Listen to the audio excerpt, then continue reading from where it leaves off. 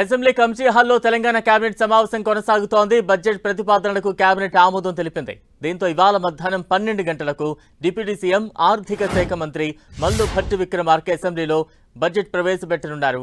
ఈసారి 3,30,000 కోట్లతో బడ్జెట్ను ప్రవేశపెట్టే అవకాశం ఉంది. భట్టి బడ్జెట్ పైనే అన్ని రంగాల ప్రజలు ఆశగా ఎదురు చూస్తున్నారు.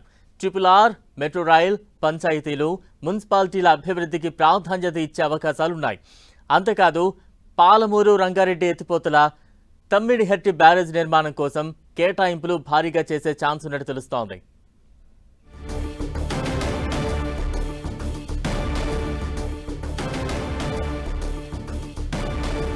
అసెంబ్లీ కమిటీ హాల్లో తెలంగాణ కేబినెట్ సమావేశం కొనసాగుతోంది. బడ్జెట్ ప్రతిపాదనలకు కేబినెట్ ఆమోదం తెలిపింది. దీంతో ఇవాళ మధ్యాహ్నం 12 గంటలకు డిప్యూటీ సీఎం ఆర్థిక శాఖ మంత్రి మల్లు భట్టి విక్రమార్క అసెంబ్లీలో బడ్జెట్ను ప్రవేశపెట్టనున్నారు. ఈసారి 3,30,000 కోట్లతో బడ్జెట్ను ప్రవేశపెట్టే అవకాశాలున్నాయి. భట్టి బడ్జెట్ పైనే అన్ని రంగాల ప్రజలు ఆశగా ఎదురు చూస్తూ ఉన్నారు. ముఖ్యంగా RRR, మెట్రో రైల్, పంచాయతీలు, మున్సిపాలిటీల అభివృద్ధికి ప్రాధాన్యత ఇచ్చే అవకాశం ఎక్కువగా ఉంది. అంతేకాదు పాలమూరు రంగారెడ్డి ఎత్తిపోతల తుమ్మిడిహట్టి బ్యారేజ్ నిర్మాణం కోసం కూడా కేటాయింపులు భారీగా చేసే అవకాశం ఉన్నట్టు తెలుస్తోంది.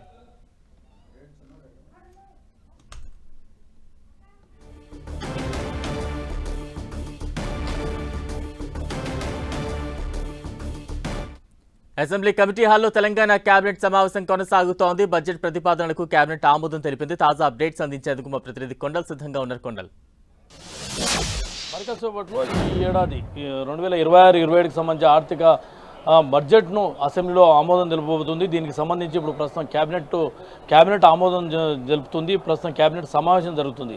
అసెంబ్లీలోని కమిటీ హాల్లో కేబినెట్ సమావేశమైంది. ఈ బడ్జెట్ పద్దుకు కేబినెట్ ఆమోదం తెలుపబోతుంది. 12 గంటలకు అసెంబ్లీ వేదికగా ఆర్థిక మంత్రి డిప్యూటీ సీఎం భట్టి విక్రమార్క బడ్జెట్ను ప్రవేశపెట్టబోతున్నారు. ఈ బడ్జెట్ ఎలా ఉండబోతుంది అన్నది ఇప్పుడు ఆసక్తికరంగా మారింది. ఎందుకంటే గత ఏడాది బడ్జెట్ 3,04,000 కోట్ల 965 కోట్ల బడ్జెట్ను లాస్ట్ ఇయర్ బడ్జెట్ను ప్రవేశపెట్టారు. దీనికి సంబంధించి ఈసారి బడ్జెట్ దానికంటే 5 to 10% ఇంక్రీజ్ అయ్యే అవకాశం ఉందని చెప్తున్నారు. ఒకవేళ ఆ లెక్కన అయితే 3,30 వరకు 35 వరకు 3,35,000 కోట్ల వరకు బడ్జెట్ వచ్చే అవకాశం ఉంది.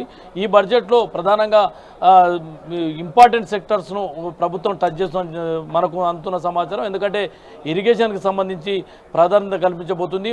ముఖ్యంగా సొంతంగా ఆర్థిక వనరులను పెంచుకునే దిశగా ప్రభుత్వం భారీ బడ్జెట్లో భారీ అంచనాలను ఉంచుకోబోతుందని చెబుతుంది. ఎందుకంటే ఒకవైపు భారీ ప్రాజెక్టును ప్రభుత్వం తలపెట్టింది. ఒకవైపు మూసి కారిడార్ అభివృద్ధి అనుకోండి, మూసి పునరుద్యోగం, దాంతోపాటు ఫ్యూచర్ సిటీ, ఈ రెండు అన్నవి హైదరాబాద్కు ముఖ్యంగా తెలంగాణకు ఒక ఎసెట్గా మారే అవకాశం ఉంది. కాబట్టి వీటిని సెంట్రిక్గా చేసుకొని వనరులను ఎలా పెంచుకోవాలన్నది ఒక లక్ష్యంగా ముందుకెళ్తుంది. ఓ విజన్ 2047 విజన్ డాక్యుమెంట్కి అనుగుణంగా ఈ బడ్జెట్ రూపకల్పన ఉంటుందని అధికారులు చెప్తున్నారు. మరోవైపు ఏదైతే ప్రాధాన్య శాఖలకు సంబంధించి ఎక్కడ ప్రాధాన్యత లేకుండా చేయకుండా వాటికి అదే ప్రాధాన్యత కల్పిస్తూ ఇంపార్టెన్స్ కల్పించడం ముఖ్యంగా వెళ్తుంది. ఒకవైపు సంక్షేమం, మరోవైపు అభివృద్ధి, ఈ రెండింటిని బ్యాలెన్స్ చేసుకుని బడ్జెట్ రూపకల్పన జరిగిందని చెప్పి అధికారులు చెప్తున్నారు.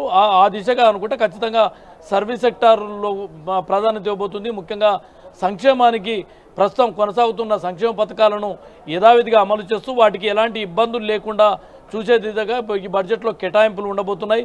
దాంతోపాటు అభివృద్ధికి సంబంధించి కొత్త ప్రాజెక్టులు రూపకల్పనకు సంబంధించి కూడా ప్రధానమైన కేటాయింపులు ఈ బడ్జెట్లో ఉండే అవకాశం ఉంది. దీంతోపాటు ఇరిగేషన్కి సంబంధించి ప్రధానంగా రాష్ట్ర ప్రభుత్వం పాలమూరు రంగారెడ్డి ప్రాజెక్టును ఒక ప్రెస్టీజియస్ ప్రాజెక్టుగా పెట్టుకుంది. ఎందుకంటే గతంలో 10 ఏళ్ల పాటు పెండింగ్కే పరిమితమైన పాలమూరు రంగారెడ్డి ప్రాజెక్టు నెట్టి పరిస్థితుల్లో పూర్తి చేయాలన్న సంకల్పంతో ముందుకెళ్తున్న నేపథ్యంలో ఈసారి ఇరిగేషన్కి ప్రాధాన్యత కల్పిస్తూ ముఖ్యంగా పెండింగ్ ప్రాజెక్టులు ఏవైతే ఉన్నాయో, భీమా 2 అనుకోండి, కలవకుర్తి అనుకోండి, ఈ నెట్టెంపాడు అనుకోండి, అదేవిధంగా దేవాదుల అనుకోండి, ఈ పెండింగ్ ప్రాజెక్ట్స్ అన్నింటినీ పూర్తి చేస్తూ పాలమూరు రంగారెడ్డి ప్రాజెక్టును పూర్తి చేయాలన్న సంకల్పంతో ముందుకెళ్తున్న నేపథ్యంలో ఇరిగేషన్కు అదే ప్రాధాన్యత కల్పించబోతుంది. మరోవైపు రాష్ట్ర వ్యాప్తంగా విద్యా శాఖను మరింత సమున్నత లక్ష్యాలకు తీసుకెళ్లాలని ప్రభుత్వం భావిస్తుంది. ముఖ్యంగా విద్యాశాఖను సీఎం రేవంత్ రెడ్డి దగ్గరనే ఉంచుకున్న పరిస్థితి ఉంది. ఈ నేపథ్యంలో విద్యాశాఖ కూడా ఈసారి భారీగా కేటాయింపులు ఉంటాయని చెప్పి చెప్తున్నారు. ఏదేమైనప్పుడు కూడా ఒకవైపు అభివృద్ధి, మరోవైపు సంక్షేమాన్ని ఈ రెండింటిని బ్యాలెన్స్ చేసుకొని ముందుకెళ్లే దిశగా ప్రభుత్వం బడ్జెట్ రూపకల్పన చేసిందని చెప్తున్నారు.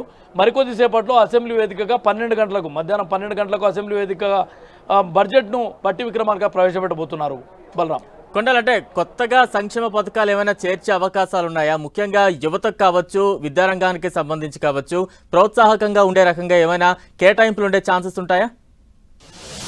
ఖచ్చితంగా సంక్షేమానికి ప్రయారిటీ ఉంటుంది. అది అభివృద్ధికి అదే ప్రాతిపదిక ముందుకెళ్లే దిశగా. అయితే కొత్త పథకాలకు సంబంధించి రాజీవ్ యువ వికాసానికి సంబంధించి ఒక ప్రకటన వస్తుందని చెప్తున్నారు. అయితే ఈ బడ్జెట్లో దానికి సంబంధించి ఏ మేరకు వస్తుంటాయన్న చూడాల్సి ఉంటుంది. కొత్త పథకాలకు ఏమైనా శ్రీకారం చుడతారా, ఉన్న సంక్షేమ పథకాలకు ఎక్కడ ఇబ్బందులు లేకుండా, ఎలాంటి అడ్డంకులు లేకుండా వాటిని అమలు చేస్తూ ముందుకెళ్తారా అన్న చూడాల్సి ఉంటుంది. ఒకవైపు ఫైనాన్షియల్కి సంబంధించి కూడా రాష్ట్రం ఆర్థిక వనరులను పెంచుకోవడం అన్న లక్ష్యంగా ముందుకెళ్తున్న పరిస్థితి. ఎందుకంటే సంక్షేమం రోజు రోజుకు సంక్షేమం పెరిగిపోతున్న పరిస్థితి. ఒకవైపు రైతు భరోసా 18,000 కోట్లు ఇప్పటివరకు 18,000 కోట్లు చెల్లించారు.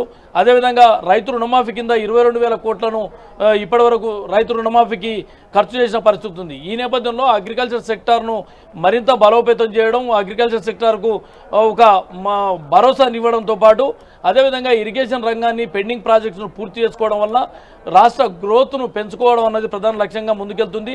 దీంతోపాటు ఇండస్ట్రియల్ సెక్టార్ని ఎక్కడ కూడా నెగ్లెక్ట్ చేయకుండా రాష్ట్రానికి పెట్టుబడులు రాబట్టడంలో కూడా అదే ఇంట్రెస్ట్తో ప్రభుత్వం ముందుకెళ్తున్న పరిస్థితి ఉంది. ఒకవైపు ఫ్యూచర్ సిటీ ఒక మెగా ప్రాజెక్టును ఫ్యూచర్ సిటీని ప్రభుత్వం తలపెట్టిన నేపథ్యం ఉంది.